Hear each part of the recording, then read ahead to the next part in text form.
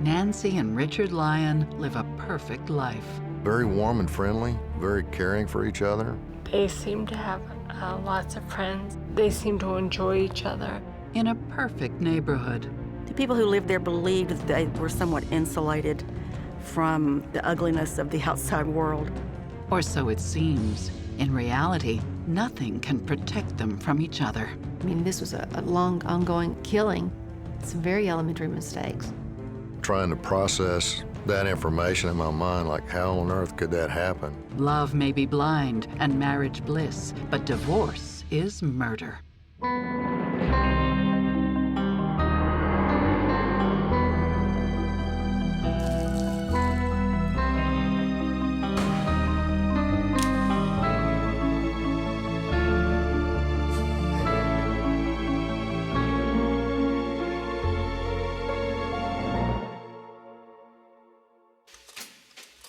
Nancy Dillard and Richard Lyon are going places. This perfect couple meets at Harvard in 1979, where Richard slowly wins the affections of his elegant, well-bred classmate. 3 years later, Richard and Nancy are married and living back in Nancy's hometown, Park Cities, a leafy, well-heeled community in the booming, oil-rich city of Dallas, Texas. As a local journalist, Glenda Vosberg got to know this neighborhood and its affluent occupants. People refer to the Park Cities as the bubble. The people who lived there believed that they were somewhat insulated from the ugliness of the outside world. As Nancy and Richard Lyon settle into the Park Cities life, they make a favorable impression on new neighbors and colleagues. He worked hard and he could be serious, but at the same time he would laugh with you and laugh about things, and he was very good with people, all kinds of people. We got to know Nancy real well, and she was just a sweetheart. I mean, just a really neat lady. Richard and Nancy are from two very different worlds. Nancy grew up in the toniest neighborhood in all of Texas, a world of debutantes, country clubs, big money, and even bigger egos. Her father, William Dillard, is a successful real estate developer, known around Dallas as Big Daddy, a testament to his influence and financial clout. Richard Lyon, on the other hand, hails from mundane, middle-class Connecticut. I had the impression that his upbringing was very different. Maybe it was culture shock for him at first. It was a lot different world than I think that he was used to. Relationship expert Stacy Kaiser and forensic psychologist Brian Russell see the class difference as a crucial element of this marriage. Nancy was raised really at the top of the hierarchy, and Richard was much more of a simple guy, raised with simple things. And those two things are bound to create problems between them.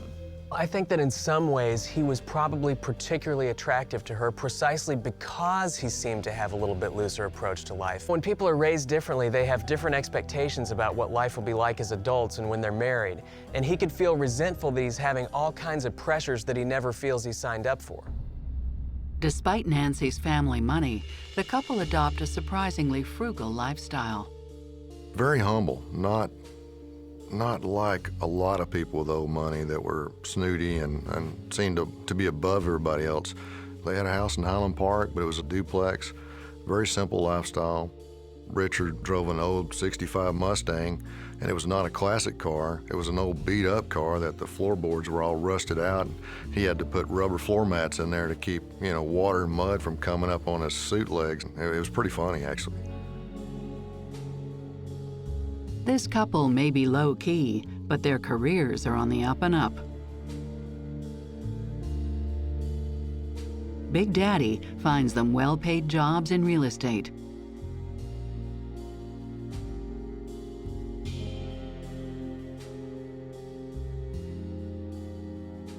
Richard, frankly, helped me get started. And the first project, one of my biggest concerns was cash flow. And so the first draw I turned in to him, the application for payment, he forgot to process it. And I was most upset. And I went into his office and sat down, and I was quite angry. and he reached in his coat pocket and pulled out a checkbook and wrote me a personal check. And I had never done business with anybody like that stood behind what they said. It really made an impression, a strong impression on me. After 7 years of marriage, the Lyons have 2 beautiful daughters, doted on by both mother and father. And this being Park Cities, they hire a nanny to look after them, Lynn Pease Woods. I thought it was a wonderful family to work for. When I first started working for them, I just thought that they were an average family. I didn't really know how much Oriental rugs or antique furniture cost or George Jensen silver. And I realized later that there must be some finances there. 1989. Everything is perfect, at least on the outside. But even for a modern couple like Richard and Nancy, class casts an ever-present shadow. I think Richard probably did have a hard time feeling accepted. Whether he was being accepted or not, I think feeling like you were accepted if you came from a different background. Being dropped down in the middle of the Park Cities when you're not used to that kind of life can be very intimidating and overwhelming. But it can also be a bit addictive once you get into the lifestyle. Whether it's the influence of Park Cities or the pressure of work, Lynn finds that Nancy's attitude is starting to change, for the worse. She always wanted to make sure she got her money's worth from me. She would come home and she would say, "Lynn, what did you do this morning?" And I would go through, well, I made the fruit salad, and she said, well, that shouldn't take that much time. Perhaps Nancy resents Lynn for her strong emotional bond with their 2 young daughters. I didn't think she valued me as much as she should because I adored her children so much.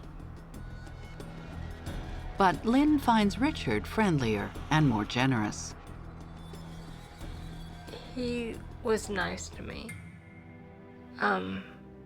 Sometimes very nice, like he would cook me dinner before I got there on a Saturday night to babysit for them while they went out.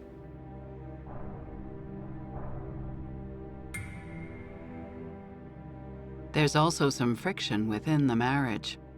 Nancy insists that her husband keep up appearances and stay true to the spirit of posh Park Cities. Every morning she picked out his suit and his tie because she liked him to look a certain way. She liked him to do things a certain way. Like he liked to mow the front yard. And she said, "Richard, you can't do that. We have a yard man to do that." She could be controlling. Women have this bad habit of wanting to be the fixers. We think that if we try enough things, if we smile enough, if we do what we think is right, we might be able to get the man to change. And I think Nancy lived that way almost every day. But Richard is becoming increasingly secretive and suspicious. And we had a housekeeper come for the day, and she had cleaned out her closet. And so I went up, and there was $5,000 in cash on the bed. So I called Nancy. She came home, and she thought that it must have been some money from rental property. She wasn't sure what it was. She asked Richard, where did that money come from? But I think that that was a little bit of concern. But there are some things that even Nancy cannot control.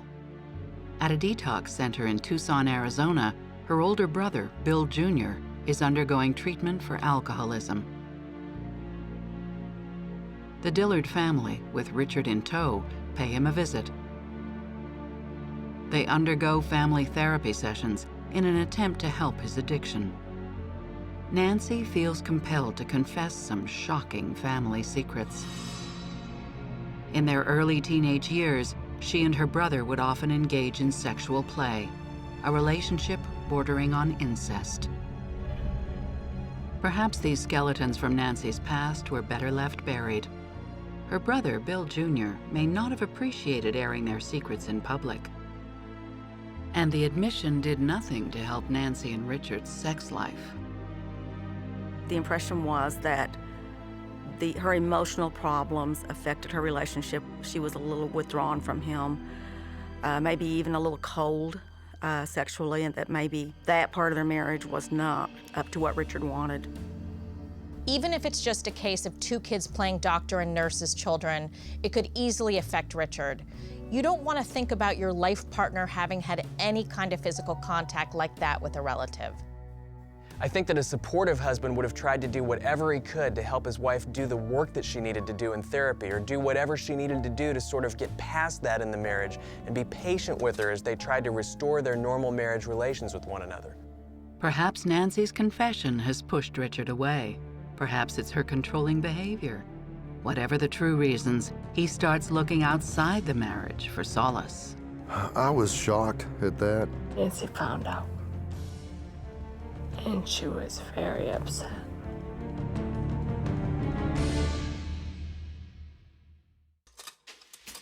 It all started so well for Nancy and Richard Lyon. Friends and family witnessed the happy marriage firsthand. They seemed to have lots of friends. They seemed to enjoy each other. Very warm and friendly, very caring for each other. Richard would pull her chair out for her to sit her down at the dinner table, you know. Very classy. I never saw them raise their voices to each other at all. Very respectful. I personally wasn't attracted to him at all. But I could see where Nancy would be. I think other women would be attracted to him. He was sensitive and kind. After Nancy's startling confession that she had been sexually intimate with her brother as a young teenager, Richard seeks the affections of a younger woman. A pretty, smart blonde contractor named Ann Gaisford. He just didn't strike me as that type at all, and we were working crazy hours. I don't know how he had time to have an affair, frankly. It really surprised me, shocked me, actually. Ann Gaisford finds a mentor and friend in Richard Lyon, and finally, a lover. A one-night stand turns into a fling, and the fling turns into an affair. But Richard is careless, and Nancy becomes suspicious. She called Richard once when he was on a business trip to New York. And it wasn't a business trip. He was at a hotel with a mistress. And Nancy found out. And she was very upset. And then she had sweatshirts delivered, 2 sweatshirts with Harvard on them. They weren't meant to be delivered to the house because Richard had ordered them for him and his mistress. As the torrid affair intensifies, Richard makes no real attempt to keep it a secret. I think it was devastating for Nancy that Richard was so open about the affair. She comes from a family where image is important. And here, not only is her husband cheating on her, but he's talking about it. Yeah, it would be horrible. At least if the spouse is trying to hide the infidelity, one could delude oneself into thinking that part of the reason is to try to spare them the hurt involved. But when the person is being open about it, there's an intentional infliction of harm involved in that. After 6 months of this humiliation, Nancy has had enough. She orders Richard to get out. Soon after Christmas 1989, Richard packs his bags and leaves his wife and 2 daughters. I left her crying every day. She was very sad about it. She wanted her marriage to work. As winter turns into spring, Nancy is left alone to deal with a new problem at their Shenandoah Avenue home. Apparently, there's an infestation of fire ants, a common pest in Texas, even in the posh suburbs of Park Cities. Nancy turns to Richard and asks for help. Perhaps the fire ants are simply an excuse to bring Richard back into the family home. If so, it doesn't work. As her husband openly continues the affair, his behavior becomes increasingly excessive. Richard is spending uncontrollably on cars, expensive restaurants, and gifts for Anne, including a $5,000 Cartier ring.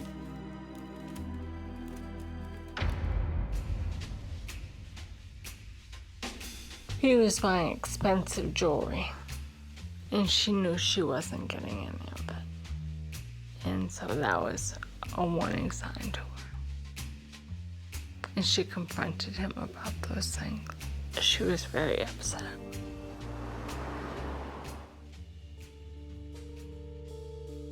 As the marriage moves from one crisis to the next, Nancy's health starts to suffer. She's pale and drawn and suffers from unexplained bouts of nausea. I thought that she was very thin. Other people were concerned about that. The pressure on Nancy is made worse by her involvement in a lawsuit with her former boss at Trammell Crow. She found evidence that he was misusing company funds and may be called to testify in this bitter legal dispute. Another stress that's starting to weigh her down. Nancy decides to deal with the thing that is making her most unhappy, her marriage. Nancy writes to her husband, telling him that enough is enough. The letter reads, "Over the last year, I have been willing to forgive and overlook your indifference, cruelty, and destructive criticism." Nancy asks for a clean break. Richard grants her wishes and files for divorce. Nancy requests sole custody of the children in addition to child support from Richard. At this point, Richard seems willing to accept the terms. Nancy also removes Richard as a beneficiary of her life insurance policy. Instead, she leaves the money to her 2 young daughters. She didn't want Richard to get it because he was out of the house, and she thought he was going to divorce her, and she definitely wanted the children to benefit from it.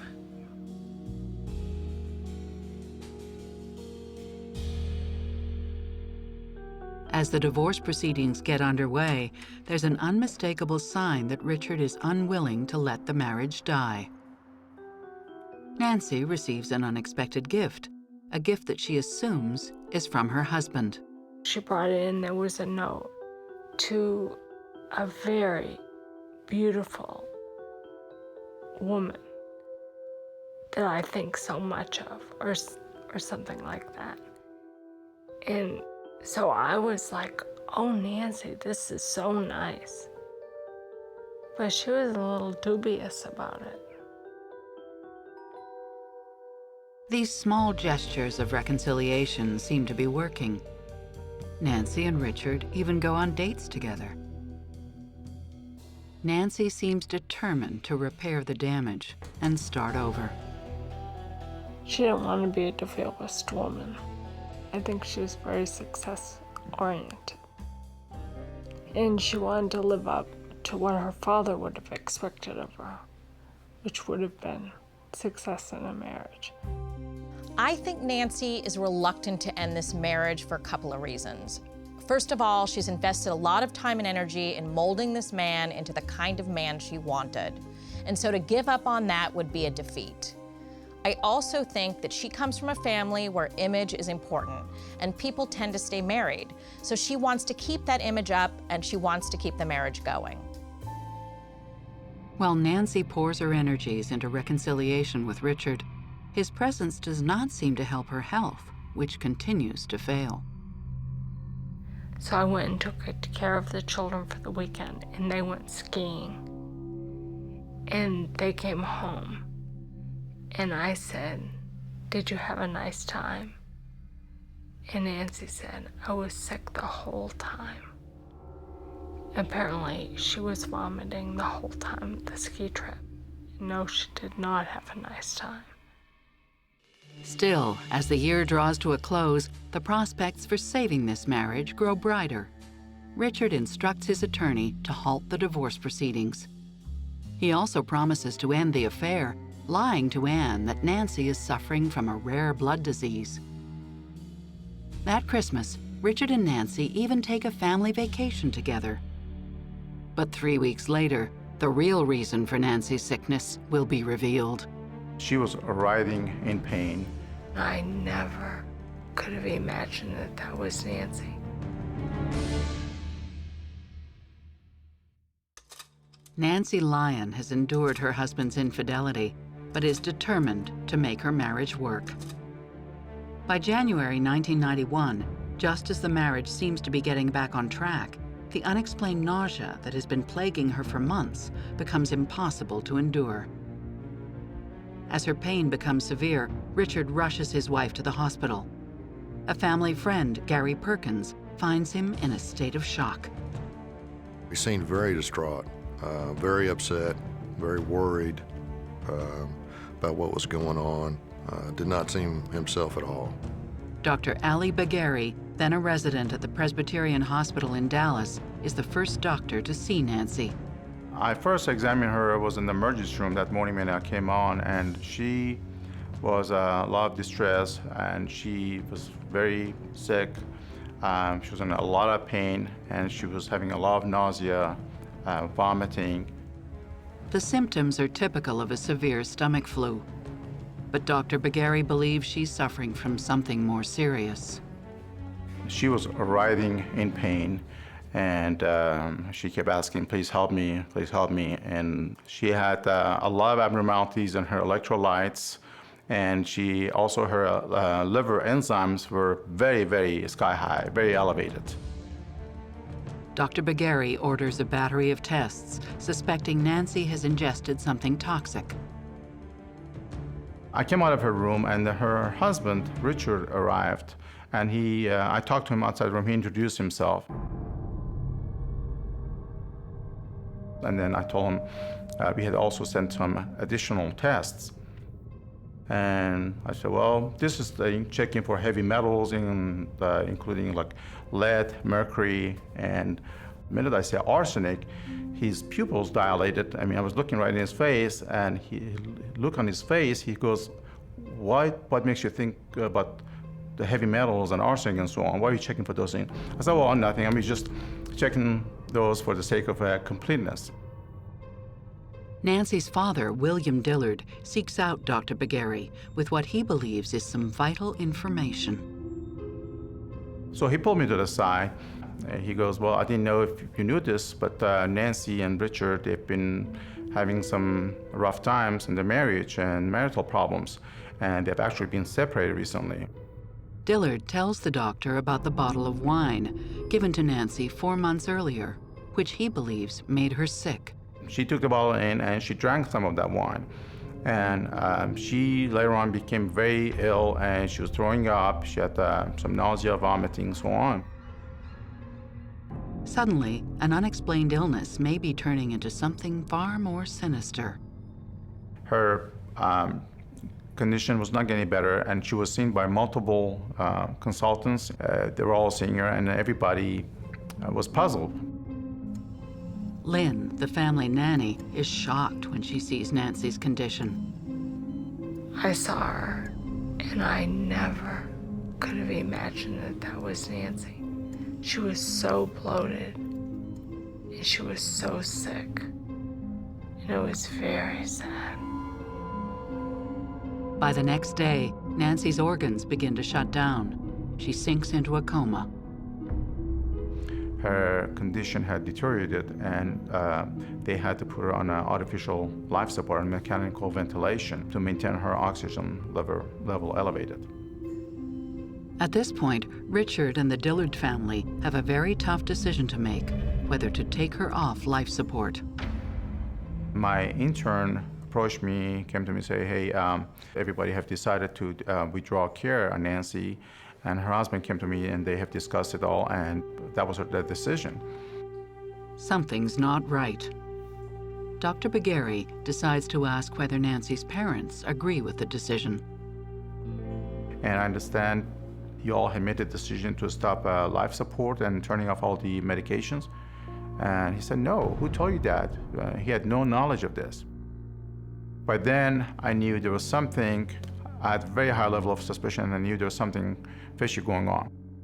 Richard's request raises an immediate red flag for Dr. Bagari. He decides to alert the authorities of his suspicions.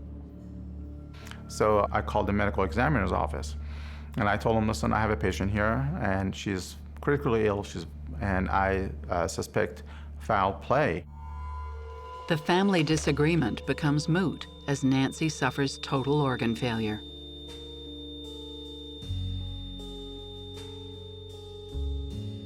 Within a few hours, her heart stops and she dies. I was actually there at the hospital with Richard when she passed away and drove him home from the hospital. And it was a very sad day. It really upset me, and I was more shocked than anything. I just couldn't believe someone as healthy as she was and beautiful could pass away that quick. He was very distraught, very upset, didn't talk much. The news of Nancy's death shocks the residents of the Park Cities neighborhood and quickly becomes the subject of rumors and gossip. Some of those rumors hint that Nancy Dillard Lyon did not die of natural causes. I couldn't believe who would have poisoned her. Will a startling deathbed revelation lead to a killer?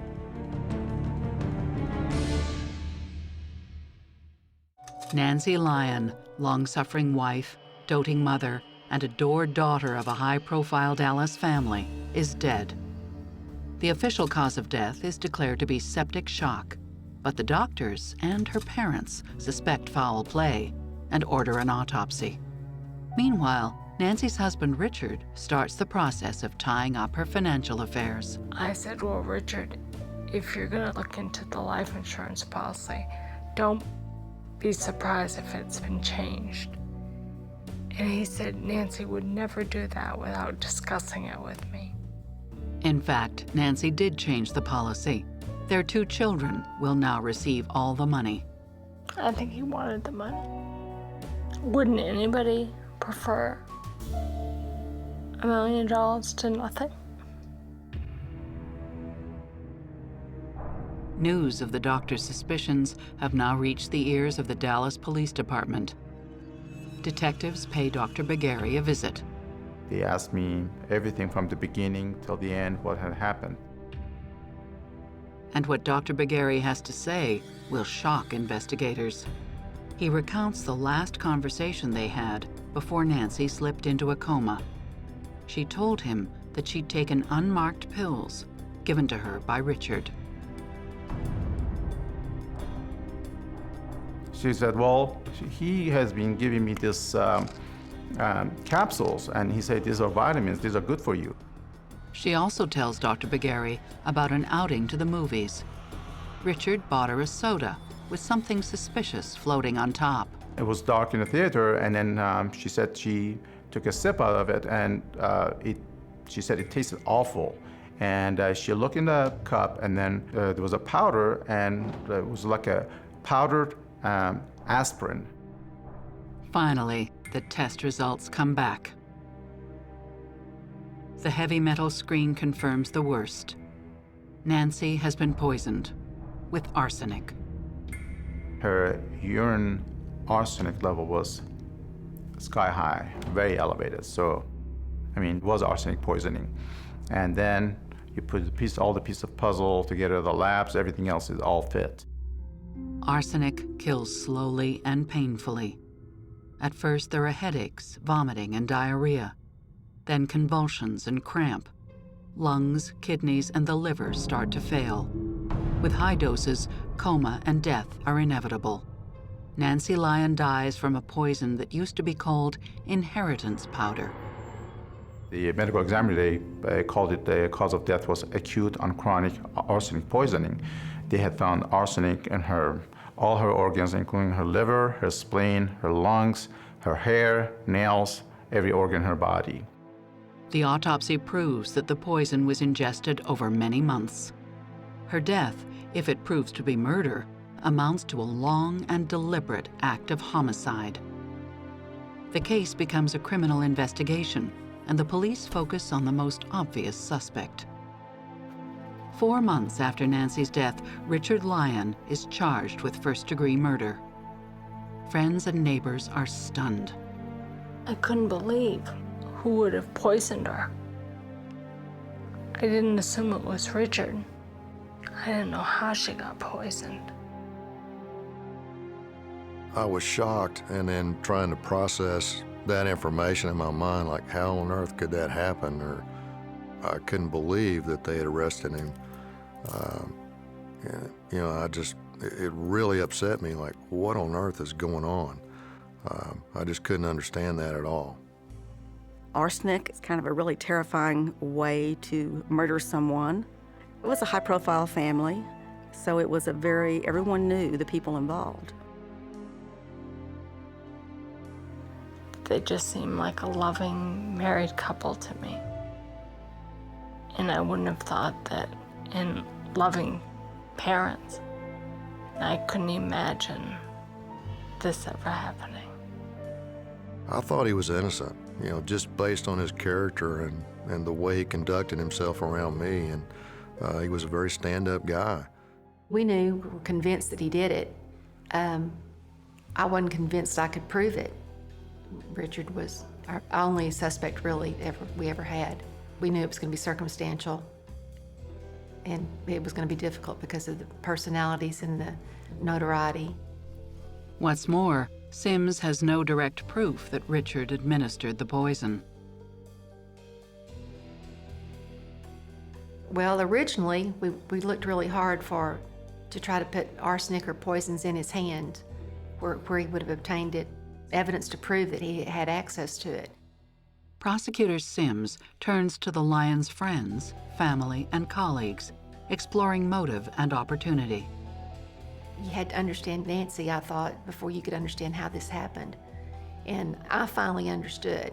I learned enough from her friends and family. I finally understood her.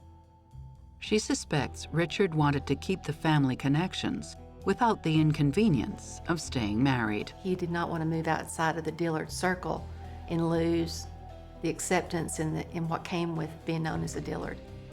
He wanted the children. He wanted to be part of the Dillard clan. And he wanted to be a Dillard, and he wasn't going to be if she divorced him. He didn't just not want to be married to Nancy anymore. I think he kind of despised her. And he wanted her gone. But those who know the family are convinced of Richard's innocence. I think he came across as a loving father, very loving father, really loved his daughters. And it's difficult to understand how a loving father could just decide to kill their mother.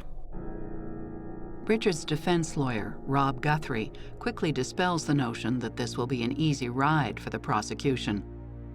Guthrie claims that the trial will be nothing short of a Perry Mason whodunit. He has not just one alternative suspect, he has 4. The judge, John Crusoe, is unsurprised by Guthrie's showboating tactics. It's not unusual, I think, a lawyer of that caliber and a case of that magnitude to make those kinds of statements, because it will be going to trial, and whatever they say will be publicized. Get some expectations that this isn't some lay-down case, that the state's going to come in and roll over this guy, but there are other suspects out there, and it's lots of intrigue and all that. And when the trial begins, it causes a sensation. You couldn't go to a party or a gathering or a school or community event in the Park Cities without hearing about the trial and the story. You couldn't. Everyone was talking about it. The trial has been underway barely a few hours when Guthrie introduces his first suspect, Nancy's brother, Bill Jr. The Dillard dirty laundry is hung out in full view of Dallas society. Under cross-examination, Nancy's father admits that incest between Nancy and Bill Jr. took place, but dismisses it as 2 kids playing doctor. Defense attorney goes up and he hands the father a stack of paper that I'd never seen before, the father had never seen before, and asked him to identify it. And he said, well, is that Nancy's handwriting? And he said, yes, it was. And then they start reading off the paper. And I'm kind of at that point a little helpless because I'm not sure what all it says. The papers are pages from Nancy's handwritten notebook. The note suggests that Nancy was terrified that her brother wanted revenge after she revealed their incestuous past. It reads, "Fear of reprisal, fear of Bill and what his desires are, sex, sick sex, incestuous with me, my girls." It makes Bill Jr. a possible suspect in the murder of his sister. So I had to just sit there and just act like I knew what was happening and everything was fine. And I'd seen enough of her handwriting to know it did look like hers. And I thought, there's got to be some way either to disprove some of this stuff or he's not guilty and we got the wrong guy sitting here. I do think it's possible that Nancy's brother harbored anger towards her. She humiliated him in the family. And over time, he may have grown angry. However, I do not believe that his anger would have resulted in a long-term poisoning. Yeah, it would have been a rage killing if it were the brother, in my opinion. One single violent incident. If that's not enough for the bewildered jury, Richard's attorney introduces a second possible suspect. Nancy's former boss, David Bagwell, has been sued by the company for misappropriating over $700,000. Nancy was a potential witness against him, and because of that, it seemed she was a target. Richard's defense lawyer produces a letter written to Nancy, which contains a terrifying threat. It reads, "Stay out of the Bagwell case, or you and your family will face the wrath of God." Nancy had been scheduled to testify against him, and he had a brother that was a doctor that worked at the hospital where Nancy died, and so the theory was there that they killed her because they were angry at her, and that was the most I ever understood about that. In order for a person to poison another person in the way that Nancy was, they'd need to have access. And so it's hard for me to imagine that a former business associate would have the kind of access needed to make her as sick as she became. A third suspect did have access to Nancy, the nanny, Lynn Pease Woods. Richard's lawyer claims she has an obsessive attachment to the two girls and wanted them for herself. Other people said, well, I know Bill Dillard Jr., and I know Richard, and I know neither of them would have killed Nancy. It must have been the nanny.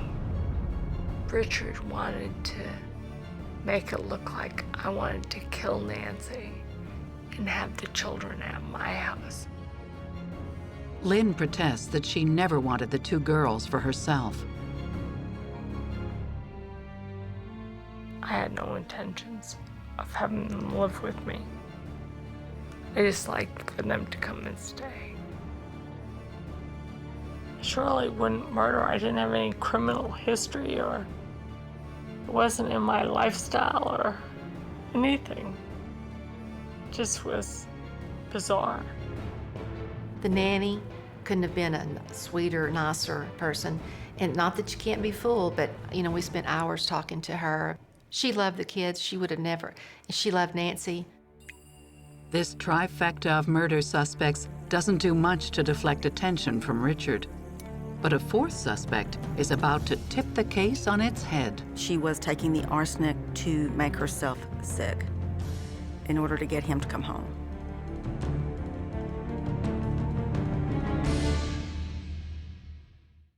Richard Lyon stands accused of the murder of his wife, Nancy. A murder committed slowly and painfully over months with small doses of arsenic. But Richard's lawyer, Dan Guthrie, believes he's got evidence that will absolve his client. He says he will prove that Nancy took her own life. And to prove it, he revisits the fire ant infestation at the family home on Shenandoah Avenue. The defense calls a witness who claims it was Nancy who paid a visit to the chemical company, asking about ant poison. That witness is company owner Charles Couch. She inquired about ant killers. I said, we're not in that business. And I said, to buy the chemicals you want, you got to have a license, you know. Tell she was a smart woman, you know. When you're talking about chemical formulation stuff, you can go over people's head real fast, but she seemed to grasp a lot of what I was trying to tell her. The defense even produces a receipt, which shows in black and white that Nancy, not Richard, had ordered massive quantities of arsenic trioxide, enough to kill the entire neighborhood. And according to the nanny, there was no fire ant problem at Shenandoah Avenue. The children played out there every day. We went out there to the garden every day. There were no fire ants in the house or in the backyard. Guthrie argues that there's only one reason why Nancy ordered arsenic. She wanted to take her own life. Under great pressure at work and at home, was this a cry for help or a genuine suicide attempt? And in her deathbed confession, did she deliberately try and frame her husband for her own murder? You know, my job, in our line of work, anything's possible. I mean, people do the damnedest things all the time. An expert psychiatrist, James Grigson, testifies for the defense. He says Nancy took the poison in order to bring Richard back home and save the marriage, a ploy that went horribly wrong. He took the stand and testified that he believed that she'd killed herself. And we were floored. I mean, it was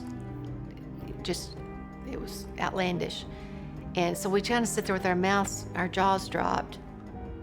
It was just outrageous that would even be. And then when I asked him on cross, I said, well, how did you come to this conclusion? Did you know her? No. Did you ever meet her? No. Have you talked to her family? I went down a long list of, have you talked to these people? No. I asked him if he had ever met the defendant. No. And I said, well, Dr. Grigson, where do you get it? Where does this come from that she killed herself? From reading the newspaper, the facts in the newspaper. I don't think that's possible at all. First of all, when women tend to want to kill themselves, they try to do it as painlessly as possible, typically with sleeping pills, something they're not going to feel. And this experience that she went through was extraordinarily painful and traumatic. Now, there is such a thing as factitious disorder, where somebody doesn't want to kill themselves, but they want to make themselves sick for the attention that they'll gain. But when someone does that, they don't tend to actually do something that's horrendously painful, like poisoning oneself with arsenic. They tend to just fake the symptoms. There's no need to actively actually create the symptoms. Lynn is convinced Nancy was not suicidal. She cried all the time when I was working for her at the end. So I went and said, Nancy, are you considering suicide? And she said, heck no. She said, I have a lot of problems in my life, but that's not one of them. The theory was that if she were sick, that Richard would come home. He would come home to take care of Nancy and come home to take care of the children. Arsenic seemed a bit extreme. If you were going to make yourself sick, there are a lot of other ways to do it. But that was the theory. The defense appears to have the advantage, but a key witness is about to change the course of this trial. Charles Couch, the chemical company owner, is supposed to confirm to the court that the receipt for arsenic, signed by Nancy, is genuine. Much to the surprise of Richard's attorney, Couch takes a good look and says the receipt is a fake. Well, it looked like it had been photoshopped, you know. Somebody had typed neatly, you know, and everything, and somebody came by and said, oh, we'll doctor this up, you know. It was kind of funny, you know. He said, I did not sell that arsenic. Those are not my receipts. And I recall his statement was that I have a beautiful handwriting and I like my handwriting, or something to that effect. And so I write all my own receipts by hand. And this is a typed receipt. this is a fake. And once doubt is cast on one crucial piece of evidence, Richard's house of cards begins to topple. The incest note implicating Nancy's brother is also shown to be a forgery, and the suspicion surrounding Bill Jr. is entirely lifted. He went back and added in the incest part in his handwriting, but to look like Nancy's, to get that in front of the jury. As the trial went on, I started having doubts. I was there a couple of different times to listen to the trial and the way things were being conducted. And that's when I started questioning, what's going on here, and this certainly doesn't look good. Whatever momentum they might have built, it was taken out from under them because it looked like what they put on was just a lie. And at that point, it's probably difficult for a jury to believe the defendant or the lawyer. Indisputable evidence is mounting against Richard Lyon. The prosecution shows that Richard amassed a smorgasbord of potential poisons. Nancy's vitamin pills are analyzed and found to contain barium carbonate, a compound used in rat poison. Analysis of prescription drug capsules found in her bathroom cabinet reveals the presence of cyanide. There is also a paper trail. Richard used his own name to order the poisons and paid with personal checks. The first thing most people do would be to, you wipe your fingerprints off things, you clean up your tracks when you leave. I mean, this was a long, ongoing killing, and he made some very elementary mistakes. There were a lot of circumstantial evidence, but when you tally it up, it was pretty devastating. For somebody who is as intelligent as Richard, he was sloppy. He left a paper trail that ultimately led to his conviction. One of the things that we know about psychopaths is that they aren't necessarily intelligent. What they are is emotionally intelligent. They're really good at reading people and manipulating situations, but that doesn't mean that they're good at crossing their T's and dotting their I's when it comes to actually trying to kill someone. Well, I think that many people were fooled by Richard for a long time. So every time you hear a story of a murder or a shooting and the person's neighbor says, "Oh, he was such a nice guy, I'm so surprised," really all that shows is just how little they knew the person. It doesn't show that a really nice, wonderful person snapped. Despite moments of doubt and paranoia, Nancy did nothing to prevent her own murder. I think she couldn't really believe it herself, and if she told people, they would think that she was crazy. Just kind of an inability to accept it because it was so far out. I don't think most people really expect a loved one or someone that they've loved and had children with, or a family member to hurt them. And so I think that part of her believed it, part of her down in her knew it, and part of her didn't want to believe it, and part of her just said, "I'm not going to believe it." In the beginning of the trial, I was not convinced that he had killed Nancy. And I still am not sure that they proved it in trial. I think at the end of it, I came to the conclusion that, yeah, I guess he probably did it, but I'm not sure that the prosecution truly proved that he did it. The jury needs no more convincing. After a 3-week trial, they find Richard Lyon guilty of first-degree murder. Richard is the only person in the courtroom who appears to be surprised. There's all kinds of murders. People die in different ways. Arsenic is something that you have to plan to do. You have to acquire it. You have to get the guts up to deliver it, and you have to figure out a delivery method. And you have to do all those things, and then it works a little by little by little, so you have to be committed to keep doing it. To me, that's just as personal as a stabbing or strangulation. And in this case, you're watching your wife, the mother of your children, slowly die, and you just keep giving doses and doses and doses until you accomplish your goal. To poison somebody over a period of time like that, that's pretty dastardly as far as I'm concerned. And I didn't really see any option other than the maximum sentence. That's what I thought was appropriate, and that's what I assessed. To the relief of the Dillard family, Richard Lyon is sentenced to life. Nancy's brother, Bill Jr., is granted custody of the Lyons' 2 daughters. Richard continues to protest his innocence.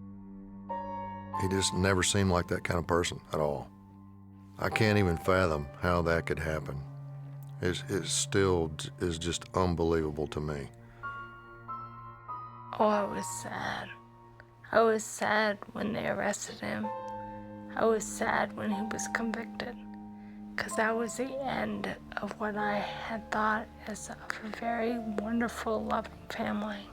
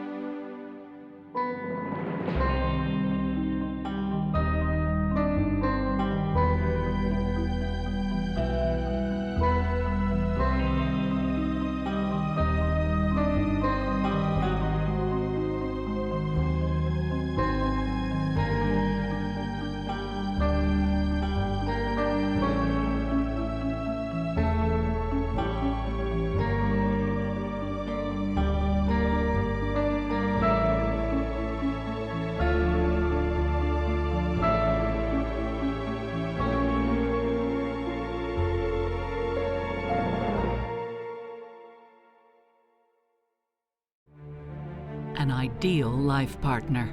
She was attractive and smart and vivacious. At times, she almost seemed too perfect. At the end of the visit, and 18 days after meeting this person for the first time, we got married. 2 marriages that become entangled in a deadly web of deception and violence. My blood froze. It was this crazy, crazy world that I'd entered into just got a whole lot crazier. I don't know a good way to describe their marriage other than it's just strange. And come to one shocking end. He said there was a shooting in the house. Someone tried to kill Mommy. I just looked at them and I said, "Is my son here?" And they go, "Yes." And I'm like, "Is he dead?" Love may be blind and marriage bliss, but divorce is murder.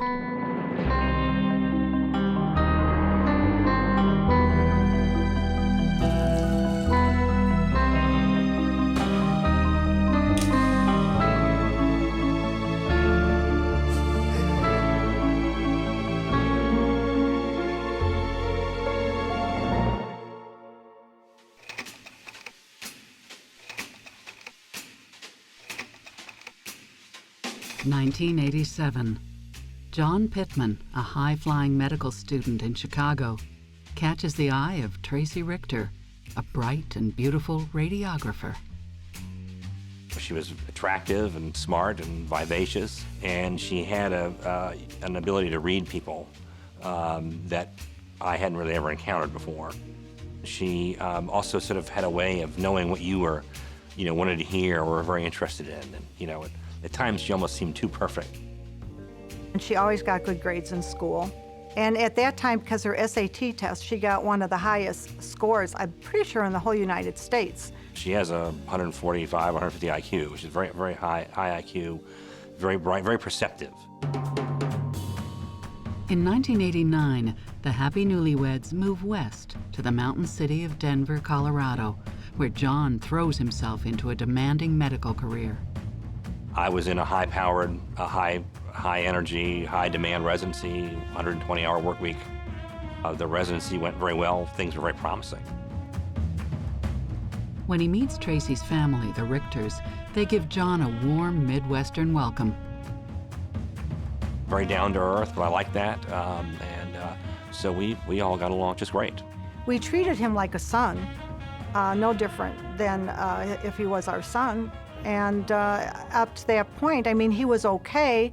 And my point is, I'm not married to him. You don't all like the same people. But after 2 years, the honeymoon is over. Tracey's career falters, and she becomes unsettled and restless. She would get a job, then all of a sudden, I'd get some sort of story, and then she'd be doing a different job, and then there'd be a different job. She's just as unhappy staying at home. As you know, she didn't really have a job. She was just around the house, and not much was getting done. She also claimed we were both big animal lovers. So she claimed she was, and I am a big animal lover. So we started acquiring pets, you know, and which is great. But I found myself being the one taking care of them.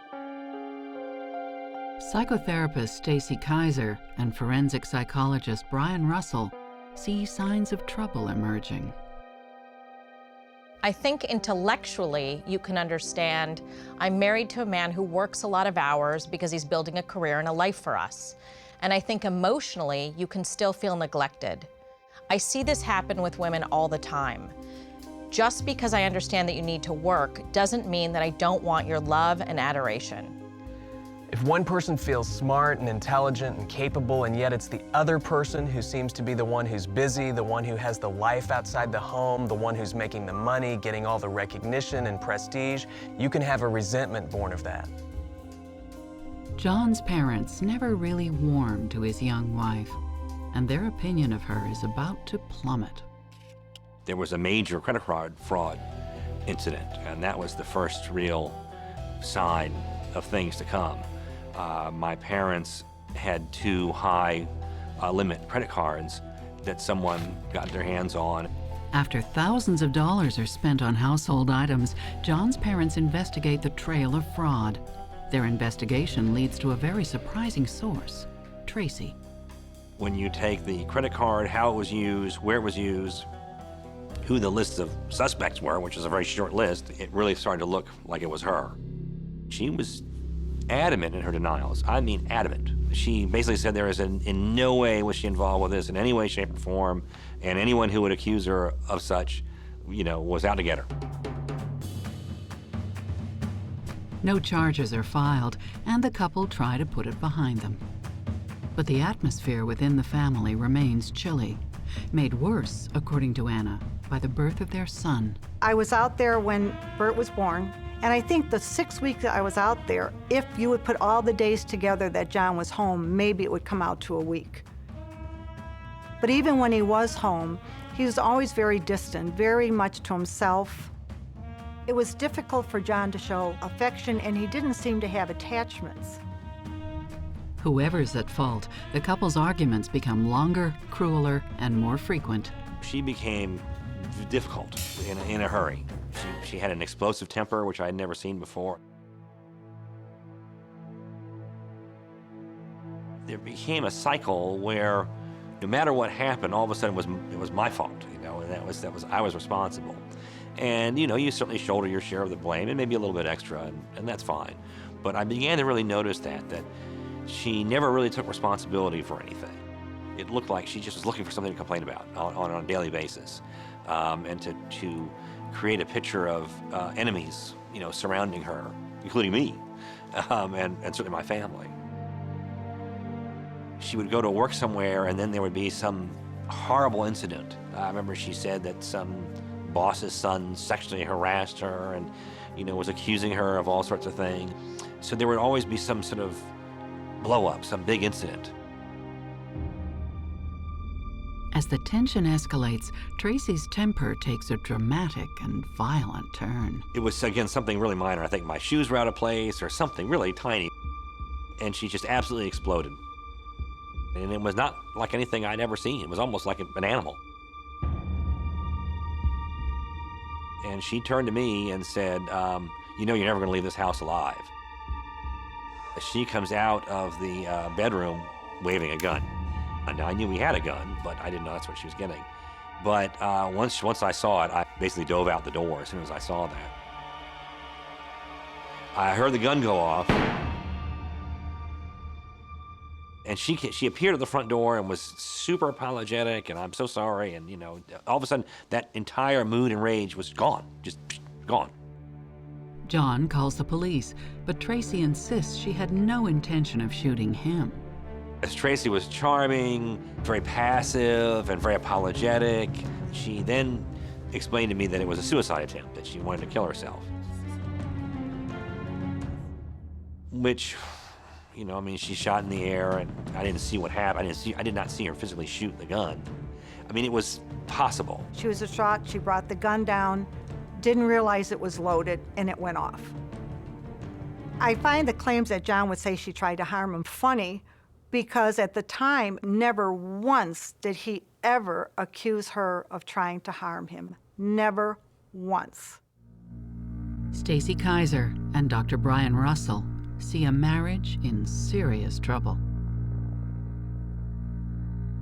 The discharge of the gun maybe was accidental at that point, but the propensity for her to create a risk for violence, at the very least, should have been a giant red flag waving all over the place in front of him. They aren't really talking about their problems. They're just busy living their lives. And I think it really made her escalate to a point of almost going crazy. After the gun incident, Tracey is charged with discharging a weapon. She's forced to undergo 6 months of psychological counseling. But the couple is determined to repair the damage. John gets a job back in Chicago, and they begin preparations for the move. We sold our house, and all of our pets were supposed to be sent to Chicago. But she called me up one day in this panic and said, "Oh my gosh, something terrible has happened, they're gone." She made this big story and very emotional and very convincing that, she had taken to a company that said they'd ship them, but it turns out it was some front for some lab somewhere and they're gone now, which I thought was bizarre. At that point, I realized something is completely wrong, that there is something wrong here. Convinced Tracey is lying, John seeks the advice of a private investigator. I started telling him about the pets, and he keyed in on that immediately and said, "There's a problem." And then he started asking me questions, one after the other, and I was like, "Yeah." He says, "Is this true?" And I was like, "Yeah." "Is this happening?" "Yeah." And he just sort of went down. It was like he had a checklist. He said, "The person that can just throw away that many, animals that you're killing yourself taking care of, tells you something." As the interview continues, John remembers another suspicious incident.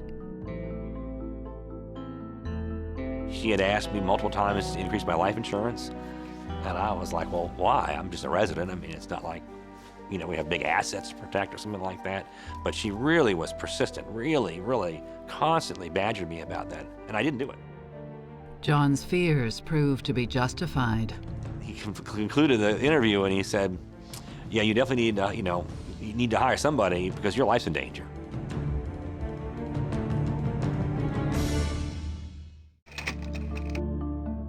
John Pitman and Tracey Richter had so much potential. But the rosy glow of newlywed love has dimmed, leaving violence, fear, and paranoia. By 1992, John has hired an investigator to unravel what he believes is a plot against his life. What the investigator explained to me was that, number one, what she's going to try to do is get you alone where she knows you're alone and you're in private. And that's when it's going to happen, because she's not going to kill you. She's going to have someone else do it. I think that John did the right thing by hiring a private investigator. That said, if you reach a point in a relationship where you think you need to hire an investigator, then I think you have to really look at whether or not you should be in that relationship. As John and Tracey prepare to move back east to Chicago, the investigator continues his surveillance. She called me and said, "Hey, let's meet at our apartment, and then we'll go get some dinner." I said, "Okay," and I as soon as I got off the phone, Glenn, the investigator, called, and he said, "Something's going on." And I said, "Well, why do you say that?" And he said, "Did she just call you?" Because you could see her on the cell phone.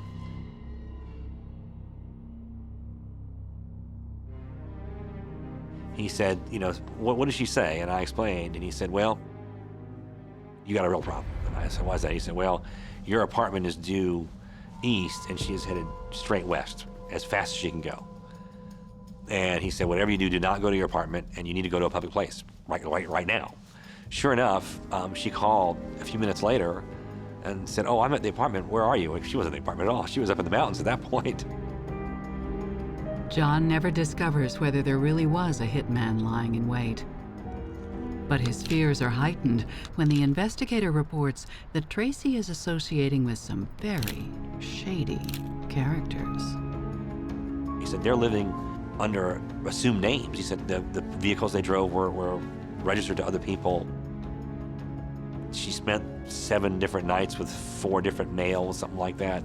So this obviously wasn't an affair. There was something else going on here completely. These are people you don't want to be fooling around with.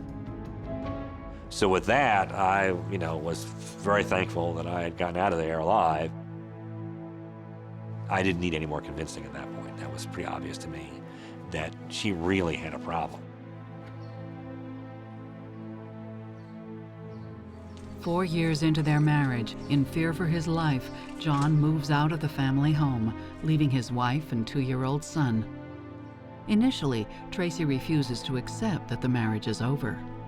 She kept calling me, wanting to reconcile and all this, and I just didn't want anything to do with it. I just didn't even want to think about it at that point. But 4 years later, with the divorce finalized, Tracey does move on in a dramatic way. By 1996, she is swept up in a whirlwind internet romance with Australian entrepreneur Michael Roberts. Wasn't particularly interested at the beginning, but there was a little bit of backwards and forwards, mainly with email. I mean, she was beautiful, she was articulate, she was very engaging, socially talented, and everybody loved her. So it, signed me up. I was hooked. Tracey agrees to fly to Australia and meet Michael in person. Tracey's mother, Anna, is alarmed at the prospect. Here you're going to a different country, you don't know this person, are you sure this is what you want to do? But she wanted to go out there, he talked her into coming out there, and Michael can be very persuasive. Tracey came to Australia, and I proposed, and at the end of the visit, and 18 days after meeting this person, for the first time, we got married. Just a few months later, Michael moves to Chicago. He quickly discovers that his new bride has plenty of baggage from her previous marriage. Tracey rages against her ex, John Pitman, who is fighting to get custody of their young son. Tracey asserted that he was a narcissist, that he was cared only about money, about himself, about power and prestige. In the years following the separation, John and Tracey's custody battle has become increasingly hostile. So next thing I know, I'm suddenly being accused of everything under the sun, of being this terrible husband and, have multiple affairs and all these things that she looked like she had done. She was just having a lot of problems even afterwards with visitation with him. And he would take him and wouldn't bring him back when he was supposed to, and at one time he abducted him. And so there was a lot of hard feelings, and I think that was what really put the wedge between them. Our son started showing up, and he's only 3 years old at the time, with very strange marks on him, on his face, on his body, that, kids fall and they get bruised, and, that stuff happens.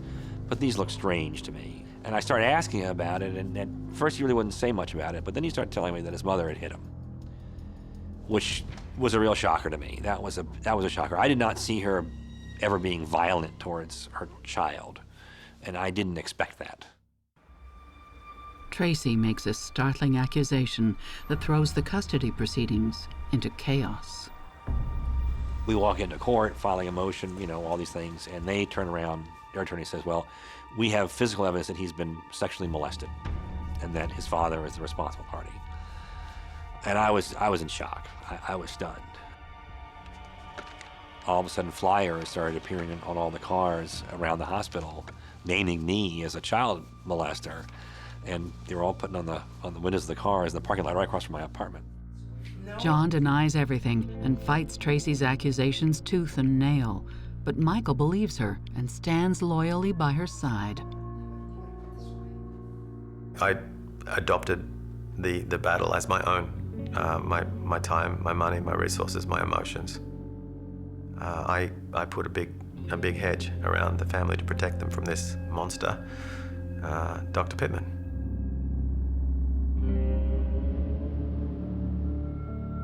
The custody battle is not Tracey's only disturbing legal dispute. She tells Michael she's also suing her dentist, a Dr. Laspiza, for an incident during which she says she was drugged and sexually assaulted. She said she woke up and to find her dress around her waist, and that he was fondling her breasts and masturbating, and that she had red high-heel shoes that were far too small for her feet, on her feet. And that was the story. And I'm like, oh man, what do I do with this? Give me my normal life back. But of course, she's my wife and somebody's raped her. So I was, the fangs came out again, and I had a new battle to fight. Even though she's suing for damages, Tracey has not gone to the police. And bizarrely, she's waited several months before telling Michael about the incident. I felt pretty dishonored to be left in the dark by that. It's like, if somebody sexually assaults you and it's not your fault, why wouldn't you tell me? Tracey's supposedly a victim over and over and over and over again. It seems like every man who comes into Tracey's life has abused her, or abused her children, or abused both, mistreated her in some way. Okay, this is either the most unlucky human being in the history of the world in front of me right now, or this is a liar in front of me right now. You're stressed out and I don't feel... Just like his predecessor, Michael is shocked by Tracey's hair-trigger temper. When Tracey wanted to go out for hamburgers for dinner for the 4th time in a row, I said, can we have something healthy? And she took that as a personal affront. She just turned into a monster. She literally turned in front of 2 lanes of traffic on our side and then 4 lanes of traffic on the other side, wheels spinning, to go somewhere else. And from that point on, I was hypervigilant. And Michael isn't exempt from Tracey's colorful perception of reality. She complains that he's both neglectful and overly controlling. He was very possessive. When she would come over, because she'd say, oh, he's playing video games downstairs and he's been down there for 3 hours. So she says, I got lonely, so I came over. She would be in the house 5 minutes and he'd be calling, when are you coming home? When are you coming home? Wherever she was, she couldn't go anywhere. My relationship with Tracey was acrimonious. It was dysfunctional. It was debilitating. I was always looking for something that would change Tracey or change me, because of course I blamed myself for a lot as well. I didn't understand why, but it was all my fault. And the Richter family now make that very clear that it's all my fault now too, so. Tracey has people who adamantly defend her. And not only does she paint herself to be the victim, but she creates elaborate stories about how other people have hurt her, and she's just been this sweet, innocent person in the mix. The trust in this relationship is rapidly fading, especially when Michael suspects infidelity.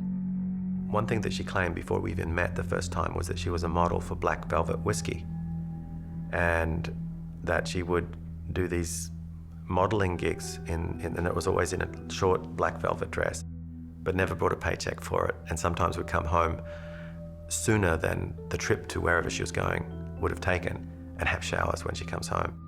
Suspecting affairs, Michael tries to fix the problem by arranging for couples counseling. But I thought all the fault was mine, because Tracey and her parents would tell me that was the case. She would accuse me with counselors of certain things, and I would admit them just to show, just because if I didn't, of course, that's denial. And I just wanted to try and break through. It was a very, very strange time. If this marriage is to survive, he and Tracey need a fresh start. In 1998, the couple decides to leave Chicago and start again in a small Iowa town called Early. It was pretty much, or throw a dart at a map. That's how we came to be in Early, Iowa, unfortunately, for the people of Early, Iowa.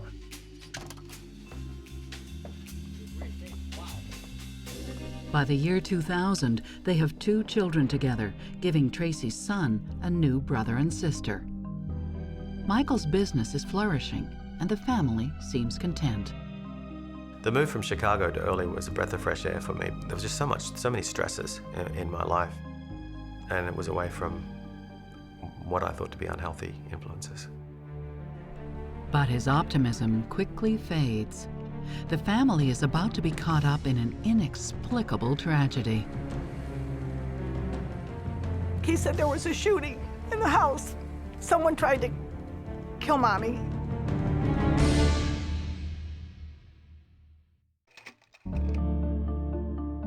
Tracey Richter and Michael Roberts are proving to be popular in small-town Iowa. Neighbors are unaware of their checkered history.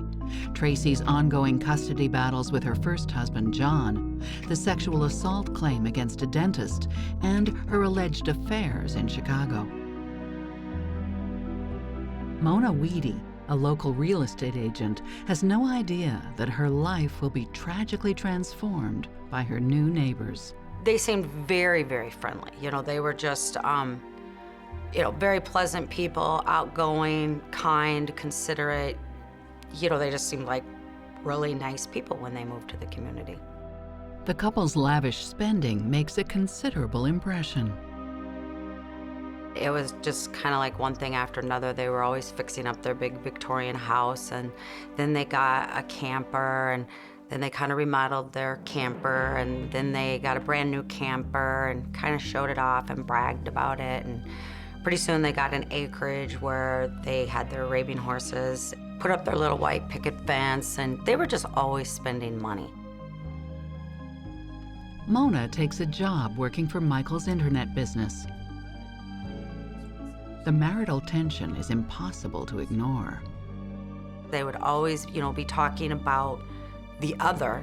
Michael would say, I love Tracey, but, and then Tracey would be in a conversation with me and she'd say, well, I really love Michael, but, and I'm going, okay. Ever the Good Samaritan, Michael offers to help Mona's troubled and unemployed teenage son, Dustin. Michael told me, well, how about if I just kind of take Dustin under my wing and, we can invite him to do some stuff with us. And I'm like, great, wonderful. I mean, that would really be nice. They just kind of went out and rode around and talked a little bit.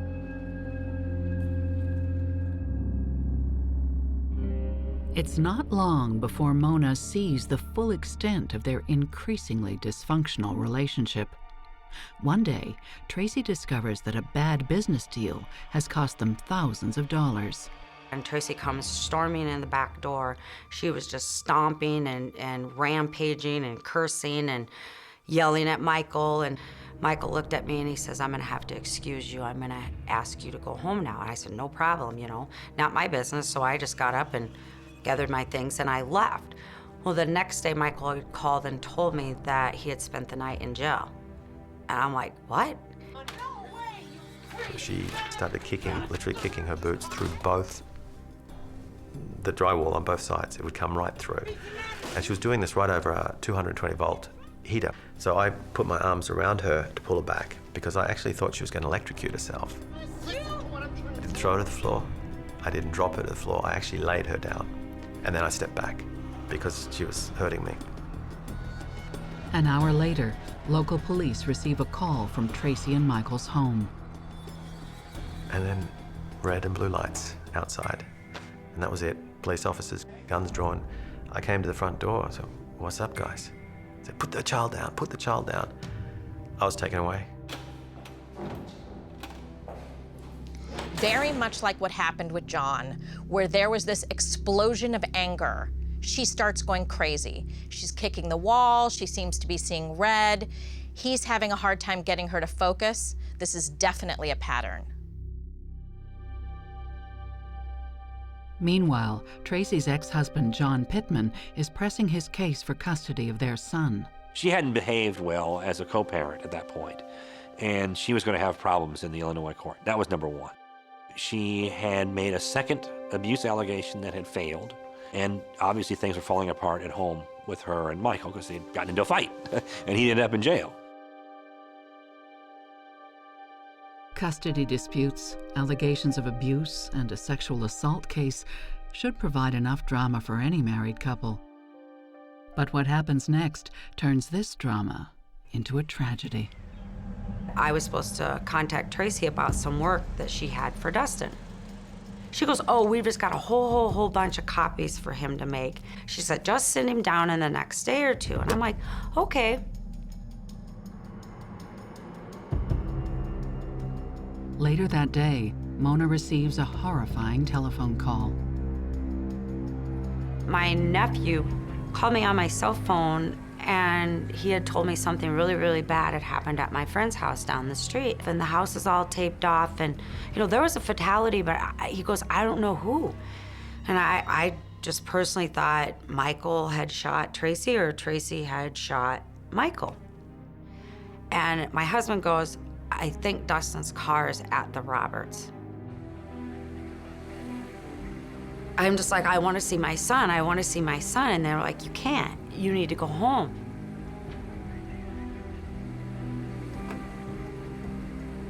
Tracey's mother, Anna, hears the news from her 11-year-old grandson. At first he was calm, and he goes, Grandma? And I said, yeah. He said there was a shooting in the house. Someone tried to kill Mommy. 2 men had broken in, tried to strangle Tracey. She'd managed to get a gun and kill one, and the other got away.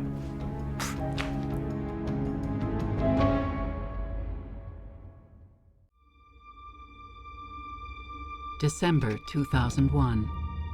The Roberts family home in Early, Iowa is a scene of turmoil and tragedy. According to Tracey, who was at home with the kids, 2 men entered the house and attacked her violently. Tracey shoots one of them dead, and the other escapes.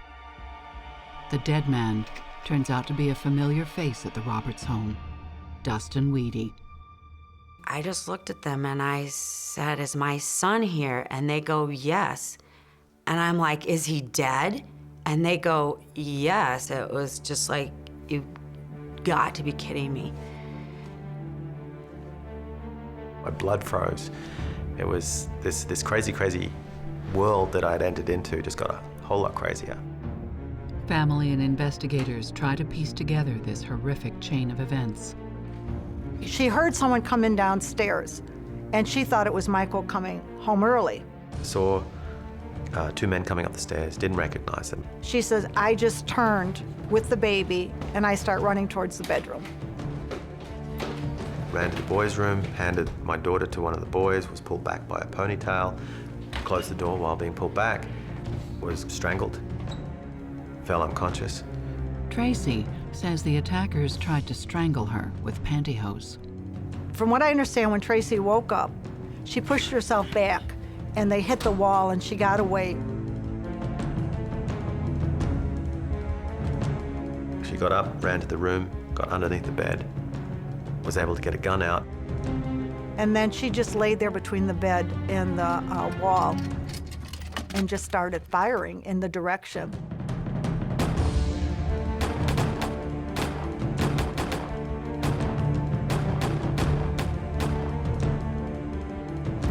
And then she heard running down the stairs. When the police arrive, they find Mona's son, Dustin, dead in a pool of blood. The second intruder, whose identity is unknown, has apparently escaped. In the days following, Mona Weedy tries to understand this devastating tragedy. None of it made sense. And then as the police are starting to ask us questions, I would ask questions. Well, was the house broke into? No. I'm like, my son parked right in front of their house under their security light. Did he have any weapons? No. Did he have a mask? No. Did he have gloves on? No. And there was no forceful entry. But he went there to rob him. I'm like, that don't make any sense. It also doesn't make much sense to the police. The story seemed bizarre. There didn't really seem to be a motive for the 2 men to be in the house.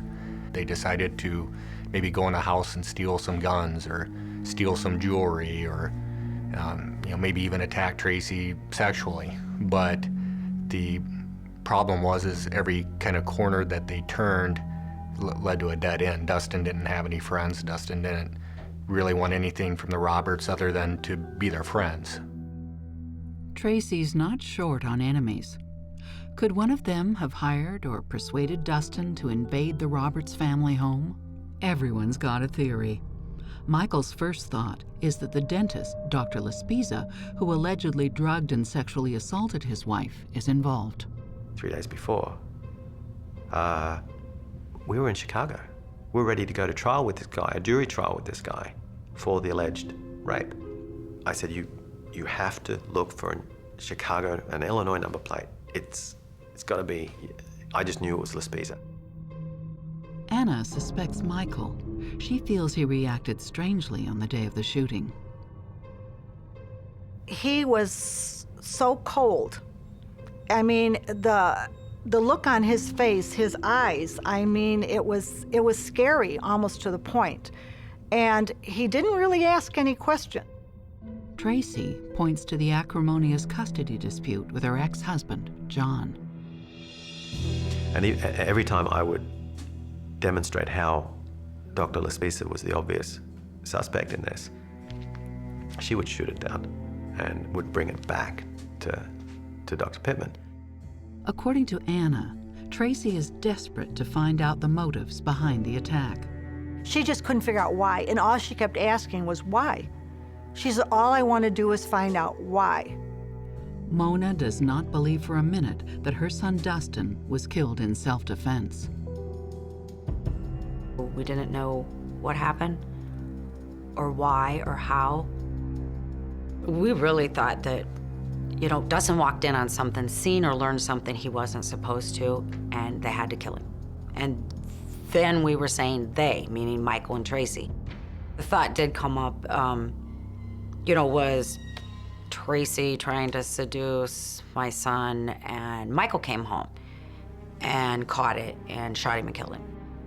But, I seriously, in the beginning, thought Michael was using Tracey and making her come up with this story, and, she's this heroic mother that's saving her children. Tracey would always talk about how infatuated Michael is with guns, and they had a lot of guns, 60, I don't know, a lot of guns.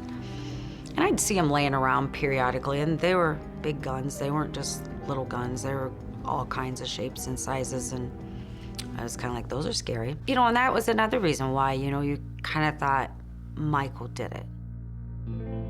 Privately, Michael also has grave doubts about Tracey's account of the killing. It was a mess. There was blood, brain matter, bone everywhere, and it just stunk. The first thing I did is looked at the floor, and there was 3 bullet holes in a very tight group that I think any marksman would be proud of. He finds it hard to believe that pantyhose were conveniently available to be used as a murder weapon. The weapon was found on the banister, which was her pantyhose, which wasn't where pantyhose were left. She had those little dryer bags for her lingerie, and I prohibited anything to be dried on that banister. Lots of very strange details that didn't fit in a practical way. But in public, Michael backs Tracey up 100%. I was her champion and defender after that.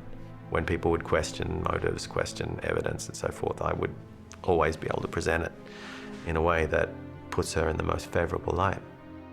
And Michael was bragging about it afterwards. Oh, don't mess with the mother and her kids, and that. And he was going around, patting her on the back and telling her what a great person she was and how she saved her children. Amidst the fear and suspicion, the residents of Early, Iowa are unaware that police have stumbled on a crucial piece of evidence, a notebook. The notebook was the centerpiece of the case, the notebook that was found in Dustin Wheaty's car. Filled with Dustin's sloppy handwriting, the notebook backs up Tracey's theory that her ex-husband is involved, and the police believe the notebook is genuine. Dustin writes that he was hired as a hitman by a mysterious fellow named JP, Dr. John Pitman. It reads, JP wants me to get or force his ex, TR, to kill her son Bert and then commit suicide. And if that plan fails, plan B is to make it appear as though TR had committed the murder of her son and then committed suicide. It is damning evidence. Tracey's first husband becomes the primary suspect. But meanwhile, a deadly plot is taking shape that will put her second husband in grave danger. I took her back 3 times, and then in March she tried to kill me.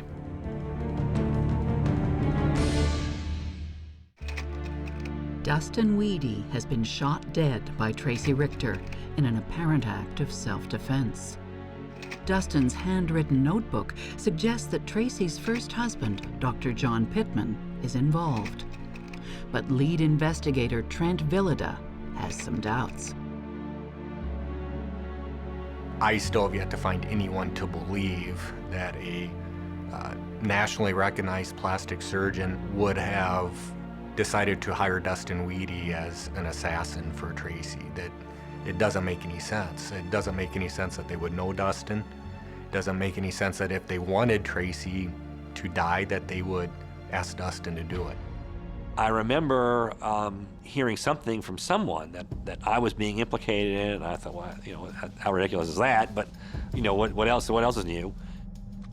Dustin's mother, Mona Weedy, refuses to believe he wrote the journal of his own free will. They asked me if my son journaled, and I'm like, no.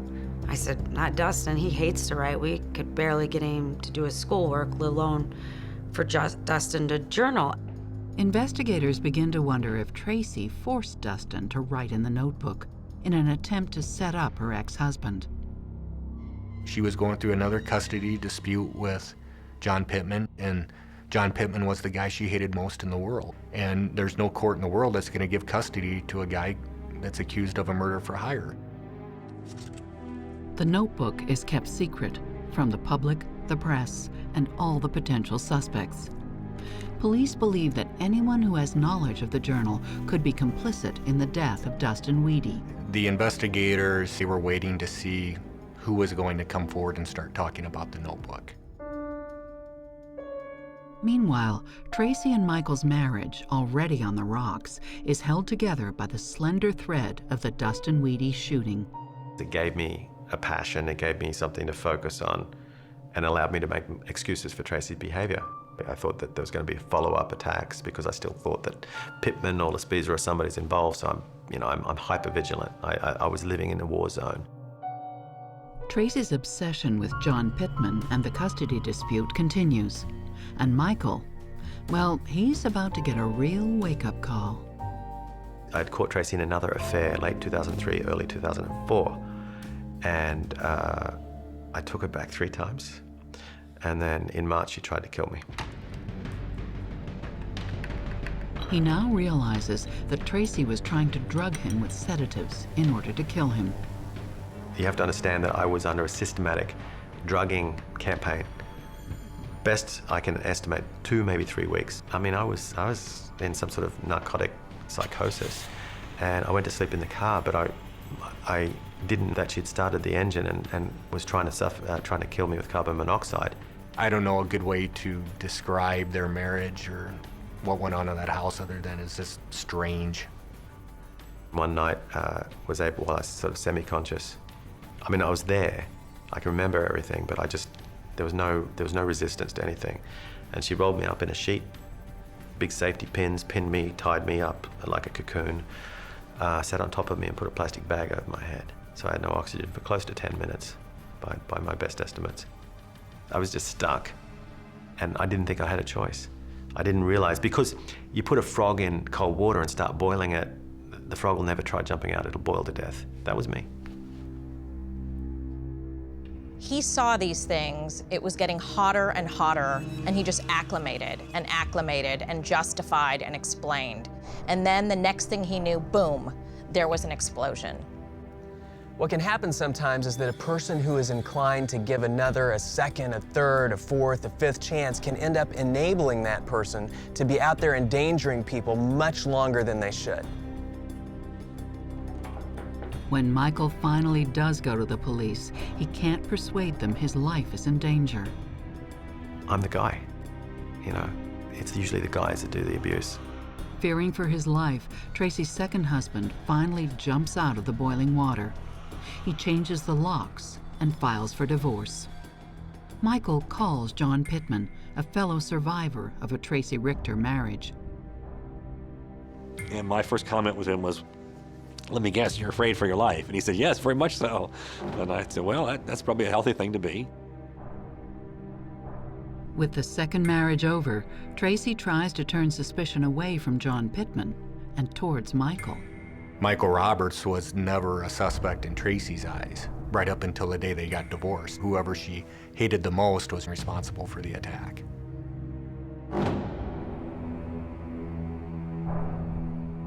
In the years following, the Dustin Weedy case goes cold.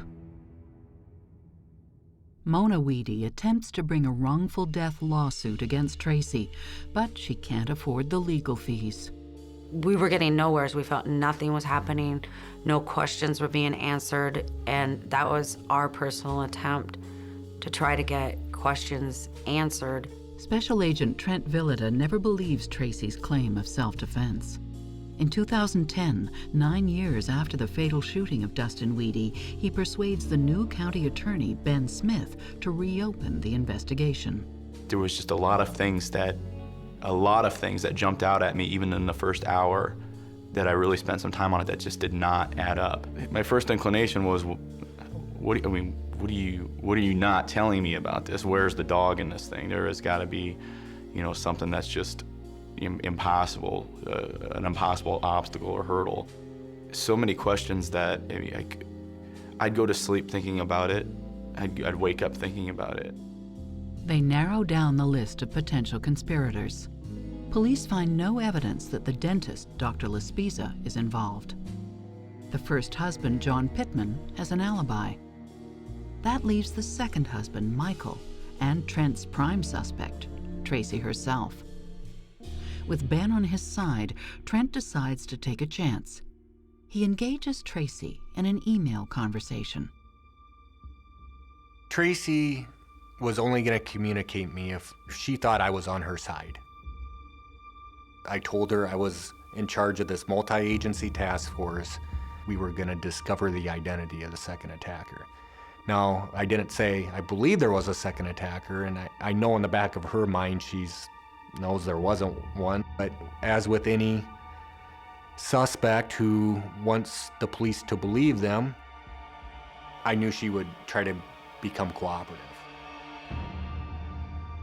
As the emails go back and forth, Tracey starts to become more talkative, and she gets sloppy. Tracey brings up the notebook, the same notebook found in Dustin's car and kept a closely guarded secret by the police for 10 years. They know that anyone who mentions it may be complicit in Dustin's death. She said, Michael Roberts had a premonition from God that Mona would find a notebook that would allow them to sue John Pitman. Then, Tracey Richter makes a colossal slip-up. I just basically told her I was going to go talk to Michael Roberts and John Pitman and asked her if she would describe them for me.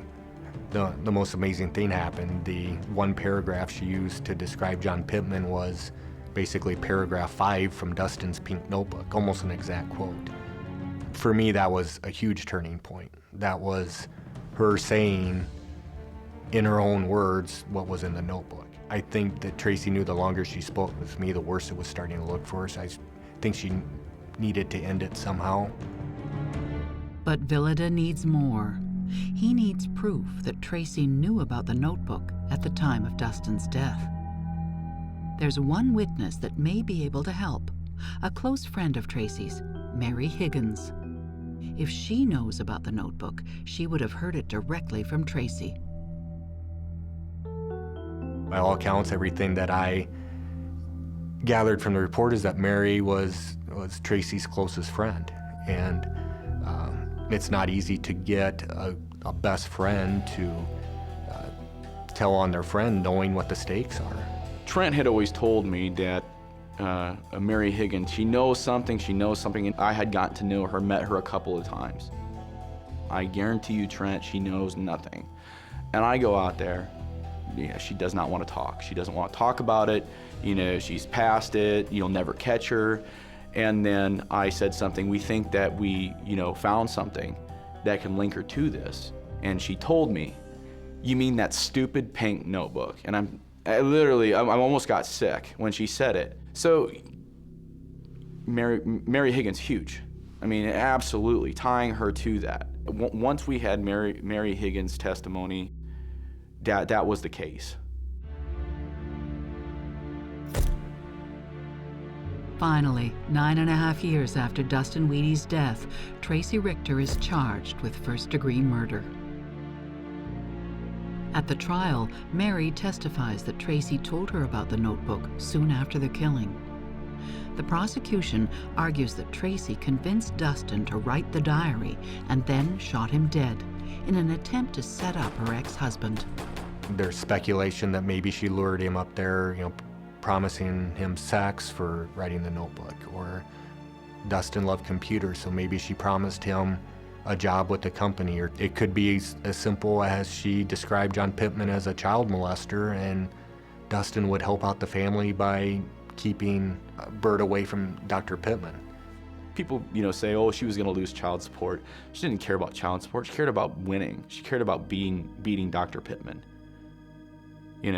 That's it. It's all it ever was.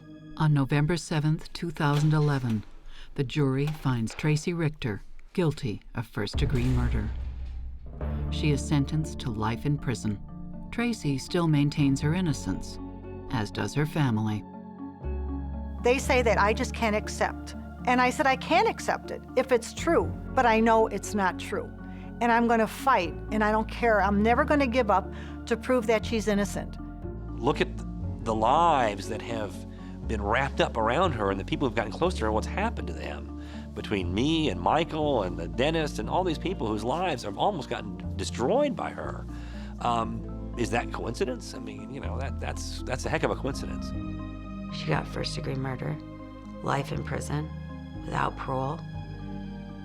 It's true, it's real, it happened. That part is done, it's over with.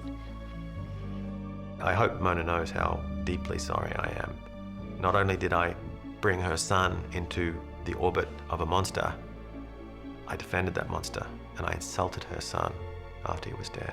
And for that, I'm very, very sorry.